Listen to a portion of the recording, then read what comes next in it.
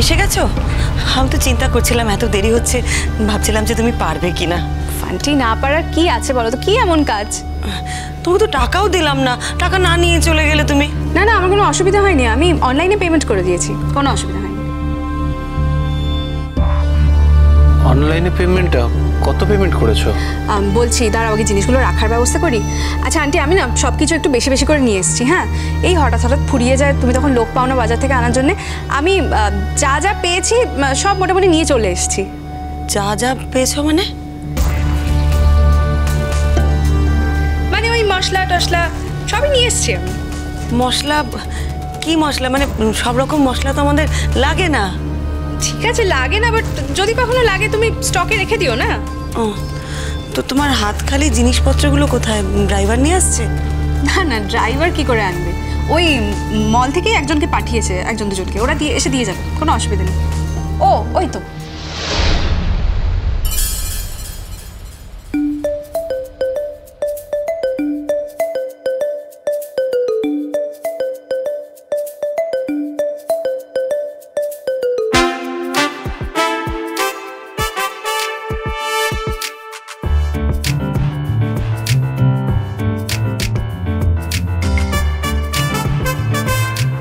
অঙ্কিতা, এসব কি?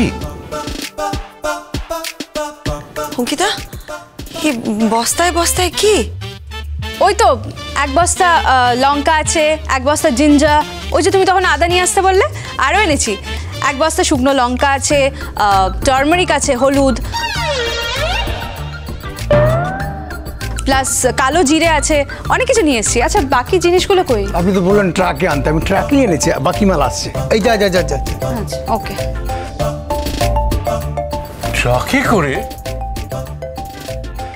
হ্যাঁ, একটু একটু বেশি হয়ে গেছে না জিনিসগুলো? অঙ্কিতা, এত জিনিস আমাদের বাড়িতে রাখবে কোথায়? না মানে এত মশলা লাগবেই বা কিসে? আমি তো তোমাকে একটু কাঁচা লঙ্কা আর একটু আদা আনতে বলেছিলাম, তুমি বস্তা বস্তা মশলা নিয়ে চলে এসছো অঙ্কিতা। আন্টি স্টক করে রাখো, আমি একটু বেশি করে আনলাম যাতে তুমি স্টক করে রাখতে পারো। বলো তোমার এগুলো 1 বছর চলে যাবে না? আরো জিনিস আছে, 1 বছর যাবে না?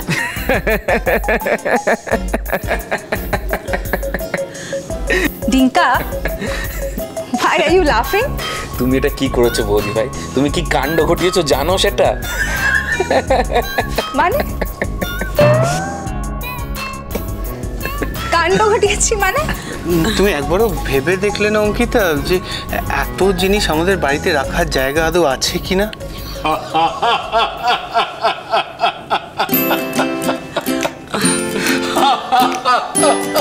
তুমিও হাসছো?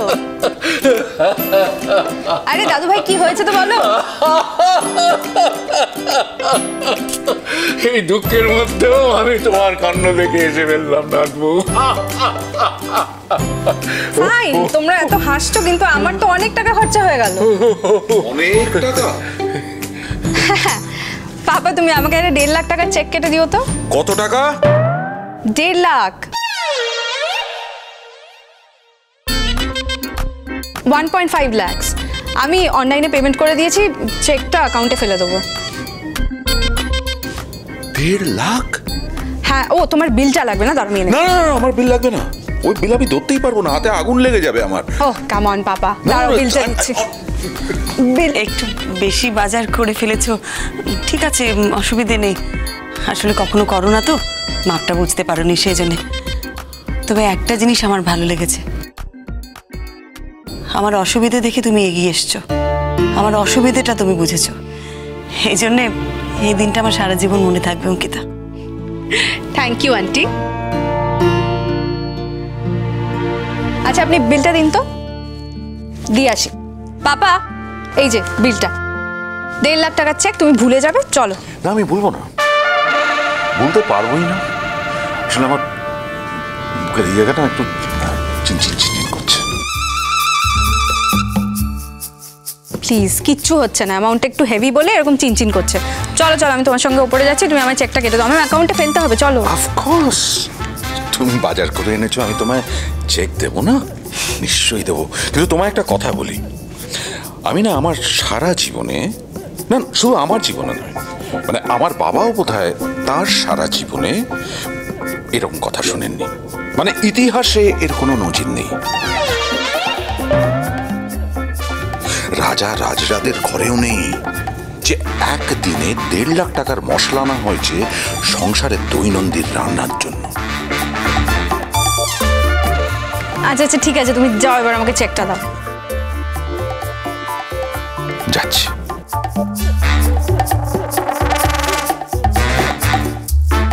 হাসছো? 1.5 লাখ টাকা সারা জীবন কৃতজ্ঞ থাকবো 1.5 লাখ টাকার জন্য। একটু সরবেন?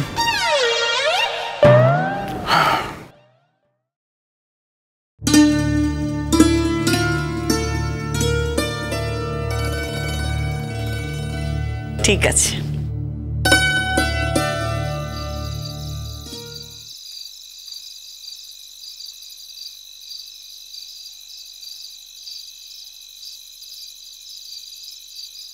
দিঠি না, খাবো না এখন আমি। না, আমি খাবার জন্য বলতে আসিনি। বলছিলাম যে একটা নতুন জায়গায় গিয়ে থাকবে, তোমার জিনিসপত্র তো নিতে হবে। আমি কি গুছিয়ে দেবো? হ্যাঁ দাও। আমি তোমার সুটকেসটা গুছিয়ে দিই। কিন্তু তুমি কি বুঝতে পারবে আমি কি নেব কি নেব না? সবকিছু তো নেবার দরকার নেই। তুমি তো নিজেই বললে শনি রবিবার করে এখানে এসে থাকবে, তখন যদি কিছু লাগে নিয়ে যেও। ঠিক আছে, ভালো ভালো জামা কাপড়গুলো গুছিয়ে দিও। হ্যাঁ, আর তোমার ওই বইপত্র? বইপত্র তো একটা সুটকেসে হবে না, অনেক বই খাতা আছে। তো আমি দেবো গুছিয়ে সব কিছু? সব নিয়ে যাবে তুমি? কি বলছো মা? ওখানে গিয়ে থাকবো, সব বই খাতা লাগবে না? আশ্চর্য কথা। না, আমি বলছিলাম আর কি। বই খাতাটা তুমি বুঝবে না, অনেক রেফারেন্স বুকও আছে। তুমি ছেড়ে দাও, তুমি জামা কাপড়গুলো আর অন্যান্য জিনিসগুলো গুছিয়ে দাও, বই খাতাটা আমি দেখছি। আচ্ছা।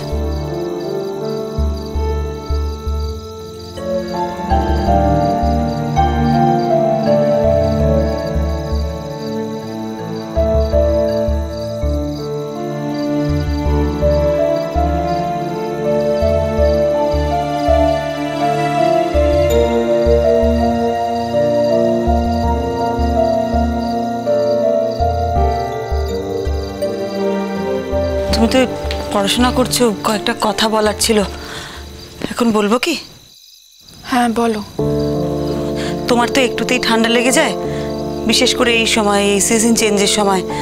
আর ঠান্ডা লেগে গেলেই তোমার সমানে কাশি হতে থাকে, কমতেই চায় না সেটা। তখন আমি তোমাকে বাসক পাতার রস খাওয়াই, জোর করে খাওয়াই, তুমি তো খেতে চাও না। তো ওখানে যাচ্ছ, জুন আন্টি তো ব্যস্ত, ওনার কি এসব করে দেওয়ার সময় হবে? তো বলছিলাম যে ঠান্ডা লাগিও না। হ্যাঁ হ্যাঁ ঠিক আছে। আর ওই তুমি তোমার পাপার কাছে সবসময় আইসক্রিম কিনে দেওয়ার জন্য বায়না করো, সেসব করবে না। আইসক্রিম খেলে তোমার আরও ঠান্ডা লাগবে। এখন ওসব আইসক্রিম টাইসক্রিম খাবার দরকার নেই, বুঝেছো? ঠিক আছে, খাবো না বললাম তো। আর বলছিলাম যে ওই মাসের কটা দিন তোমার তো একটু অসুবিধে হয়, বিছানা থেকে উঠতে পারো না, পেটে খুব ব্যথা করে, তখন আমি তোমাকে ওষুধ খাওয়াই, হট ওয়াটার ব্যাক করে দিই। তোমার জুন আন্টি অফিস নিয়ে ব্যস্ত, তার অত সময় হবে কিনা আমি জানি না। যদি দরকার পড়ে নিজে একটু ওই গরম জল করে সেঁক দিয়ে নিও। হ্যাঁ, আর তুমি যে ওষুধগুলো খাও আমি এক জায়গায় করে রেখেছি, এই যে এটার মধ্যে সব ওষুধ গোছানো আছে, প্রয়োজন মতো নিজে নিয়ে খেয়ে নেবে। আর ওষুধগুলো খাওয়ার সময় দেখে খাবে, বুঝেছো?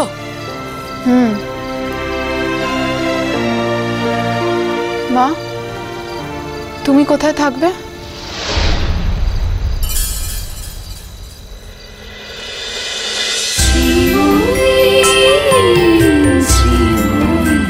cholo cholo cholo চলো পাল্টাই।